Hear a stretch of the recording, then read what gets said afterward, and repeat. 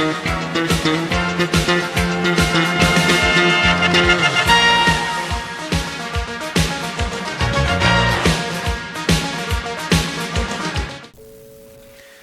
and welcome to the second episode of Tay of the Peopleless. This is a podcast where I tell you some real stories about North Korea, as well as human rights and development. If you've watched before, this is the same content, but in a simpler podcast format for background listening. Aside from this intro, this is the exact same talk as MP3s and Refugees. So, I want to pick up a bit after the last episode because I explained about why North Koreans escaped to China and why they're not supposed to be in China, but I want to build on that some more. There are tons of North Koreans living outside of North Korea, and of course South Korea is a key destination for them. But I want to get into more about North Koreans living in what we call third countries, which is every country outside of the two Koreas. There's a lot to say about escapees, which are people who didn't enter through the proper channels and are basically unregistered residents, but first I'm going to talk about North Koreans in the open in these third countries. Alright, so which countries have the most North Koreans? Number one, no question, is China. Then you have three different groups. One is the US, Canada, and UK. This is a small group, basically just places that are willing to host North Korean refugees. If you've ever seen Park Yeon-mi, she's this famous speaker who is on Joe Rogan. She spends most of her time in the US these days. Actually, she's a US citizen now. And also Shin Dong-yeok, I think the guy who claims to have escaped political prisons, he should also be living in the US. When I read his biography, he said he was California-based, so there's that. If you want to get to one of these countries, then you first have to successfully land in South Korea, and that's a whole adventure that I'll get into. Which does bring me to the second group, which is the escape countries. And that's basically Vietnam, Laos, Thailand, Mongolia. I'm not sure if there are any other countries in this group, but you might be able to guess what they all have in common. They border China. So if you're trying to get out of China, you might have to go to one of these countries first. Now, you might be asking, if you want to go to South Korea from China, why not just go direct? Well, there's a lot to talk about when it comes to Chinese security and surveillance, but I'll get to the relevant part here. According to Mike Kim, this guy runs a Christian advocacy group called Crossing Borders, and he helps North Korean escapes. Mike says that escaped North Koreans can show up to the South Korean embassy or some other friendly embassy in China, give their story, and then the South Korean government will book them a flight, give them a temporary passport, and get them safely out without any trouble. But the hard part is getting into one of those embassies. The Chinese government posts guards around them, and if you want to get in, you have to sneak in.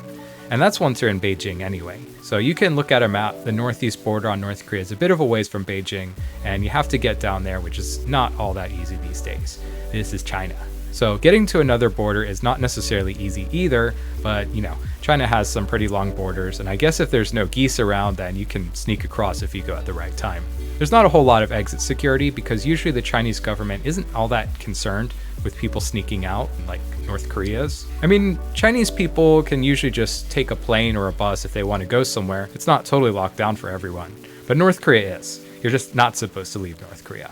So to bring it back around, people are crossing over to Southeast Asia and what used to be Indochina, that region, crawling through the Mekong and dodging crocodiles or something, or they're just straight up crossing into the Gobi Desert up north. I wouldn't say there's a lot of North Koreans sitting in these transition countries. I couldn't give you a real number, but basically once they get there, they either get arrested or they hurry to the embassy. And if they get arrested, things can get kind of weird. These countries have really changing relations with China. Sometimes they're really tight, sometimes they actually hate China. You can look up the China and Vietnam War of 1979. And a lot of these countries have relations with North Korea too, because they're from the former Chinese-Soviet alliance. And then they also have relations with South Korea on the other side. Vietnam is just kind of in the corner like, yeah, you're all my friends, it's all good. Even though these three countries, like China and the two Koreas, pretty much hate one another. So we never know exactly how the government and how the border guards and police will react to North Koreans coming across. But if I had to make a suggestion, bring some cash. Long story short, most of the North Koreans in these countries are in prisons. The rest are out the second they get in, one direction or another. So then I'll bring it around to the third group, which is a different story. Now, up until now, I've been discussing North Korean refugees, which I think is at least how we should at times refer to people who had to escape and can't go back to their country without getting arrested, tortured, and executed. The third group of countries is countries with relations with North Korea.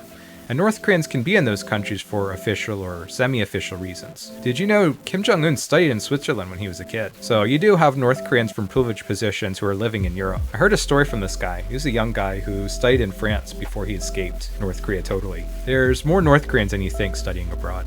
especially in China and Russia, but in a lot of other places too. One of these days I'll tell you about education exchanges. I read some great stories about Chinese people studying in Pyongyang too. So anyway, North Korea has diplomatic relations with 160 states, and this includes close allies across the global south. Think Latin America, Middle East, Africa. But it also has relations with developed states that seek neutrality, so it's not all that uncommon to see North Koreans who are aligned with the state in Europe on an official visit.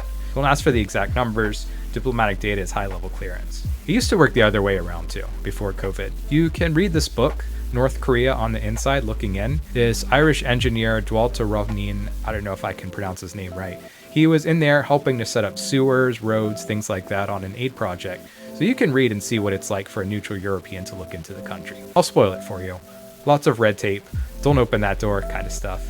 But it's still worth the read if you're into it. They're all gone now though, the Europeans. They got kicked out in 2020 and they haven't been let back in since then. By the way, that's official North Koreans on visit with diplomatic permission that I was talking about. We didn't talk about the hush-hush. Poland, Russia, China.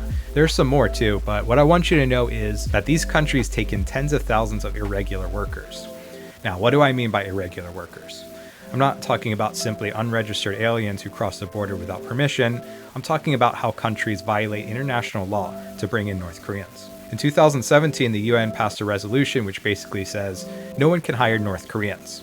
If you're a member of the UN, which everyone is, then you have to send every North Korean worker home. By 2017, most European countries said fine, okay, and they complied. Not Russia and China.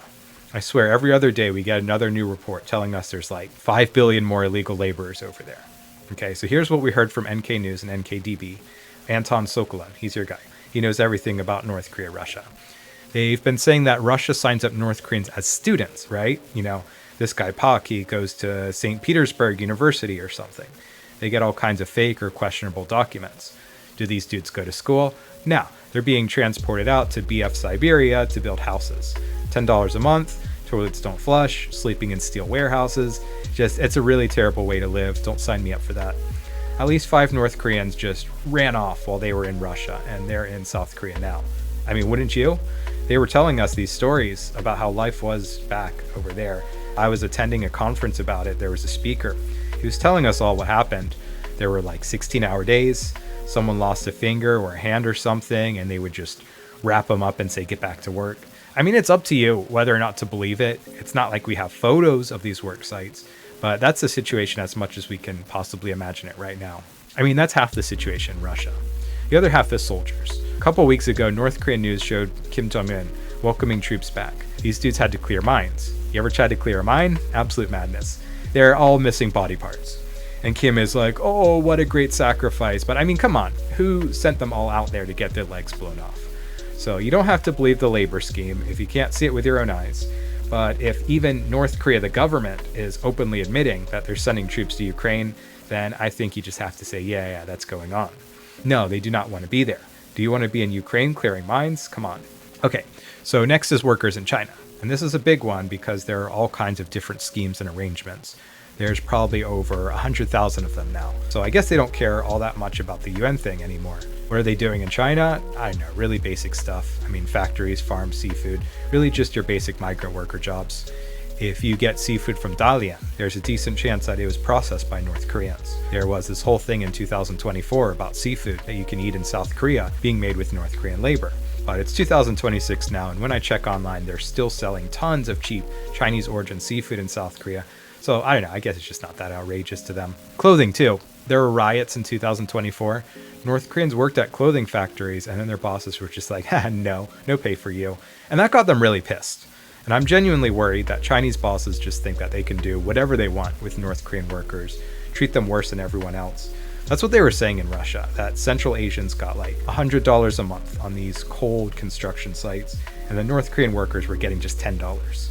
Imagine that. You just froze half to death for a winter, and your coworker is getting 10 times as much as you, longer breaks, and they get to go into the city and stuff without some handler watching them. The surprising part isn't that some of these guys in Russia and China are running off. The surprising part is how few of them are leaving. And if you're wondering why it's so low, then I'll get to that in just a minute, but I wanted to show you why they're getting really pissed. So the guys in Jilin, it was like 15 factories, a couple thousand of rioters. working bad. And Jilin is way north, so it's way cold up there too. I'm not going to put down money that they had him in like cozy, well-heated apartments or something nice. And let me wrap it up a bit to explain what's going on with the pay. North Koreans are getting dimes on the dollar, like 10 to 20% of what the actual company pays for each worker. So we got to talk about what's happening with the rest of the money and why the North Koreans just put up with it. In short, the money goes to North Korea. I mean, not to the workers, it goes to their managers back in North Korea, and then it goes to the state. So your boss in China or Russia decides what you're supposed to get paid as a worker, and then your boss in North Korea takes a cut, and then Pyongyang gets the rest. And some of that, to be fair, does get turned into state-funded development for the people. You check North Korean news on any given day, and they'll talk about opening another farm, building another house, and that's not all talk. They're definitely building state projects to give people food and housing. They're also arming their military and grabbing some sweet drip for the Kims. Don't believe me? Check their state visits to Russia and China. Look at the pictures. Sweet bags, nice watches, great cars. How many North Koreans get to drive a Maybach? At least one. Less than 20 million. And the workers, they're still signing up. There's a program I was reading about. They're training young women to send them across the border to China. And they got to meet all these criteria. They got this checklist. All right, I'll spoil it for you. Here's what they're looking for. Is this person going to be a traitor? And when I say traitor, yes, of course, I mean, are they going to run their mouth about state secrets and human rights violations? Are they going to talk about the real North Korea and so on? But that's not the whole thing. Remember how I said there's only like a handful of runaways in Russia out of some thousands of workers? Hostages. That's the trick. I'll talk about collective punishment some more another time, but the simple bit is, when you leave North Korea as a worker, they make sure you know that they know where your family is. You want to run away? Better make sure someone tells the state you died somewhere. Line some pockets, grease some palms. So that checklist before they send you across the border, number one is, how many family members do they have and where? So let me work back around here. This all sounds like a terrible deal. The tough work life, the terrible pay, all the red tape. Why would anyone want to do it? Well, so let's think about it, okay? Yeah, there's a chance to run off. That would be cool, but that's probably not the most of it. Okay, $10 a month is not a lot, but let's do the math. You get your basic housing and food if you're lucky, and then you get to take home $10. You do a 2-year assignment. Go home, that's over $200, maybe $300. Now, I heard this from Andrei Lonkov. He's that Russian expert who used to live in North Korea and gives lectures in English in South Korea. Check him out. He was telling us that money is good money in North Korea. I don't mean you get home and buy a car or have food for a few months or years guaranteed. I mean, this is seed money. You go home and you buy a market stall, maybe even a legitimate one in Pyongyang. There's this Indonesian dude on YouTube. He took all these secret videos of life around Pyongyang, and you can just see ladies slinging rice rolls and pancakes on the street, really clean and legit looking markets. So that's a real gig. It's good income for the rest of your life. It's safe, it's solid, and your family is good. So there's a reason why so many Chinese people used to migrate to the US and open restaurants. And that's because getting to the right place with a simple and solid family business will ensure your family is going to be in the right place for a long time.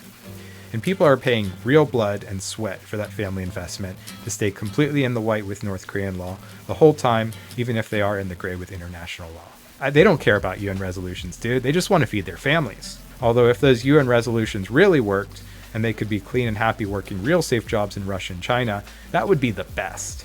And I'm not going to tell you what I think about UN resolutions, now anyway, but I'll tell you what Lonkov said about the 2017 one, the one that kicked North Koreans out of Europe. Some of those North Koreans, he said, were working in air-conditioned factories and even offices in countries like Poland, which have a reasonable if not perfect standard of human development.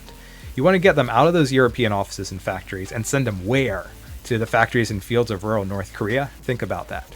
Now that we got through all that, we need to talk about the irregulars in China, the ones who escaped to China without permission from either country's government. Man, there's just so much to talk about who they are and what they do. I feel bad that I haven't covered it yet, but I think I'm already way through a whole episode, and that one can easily cover an episode by itself, so I'm going to save it for later. But I'll give you a sneak peek though. Remember I was saying 75% or so of escaped North Koreans are women, and remember that I said you need to have some money or connections or both of those to get out. So I'll let you take a minute to think about that and imagine what a lot of people do, what a lot of young women do to get across the river. And that'll do it for today. So I hope you enjoyed this talk. Keep on peopling.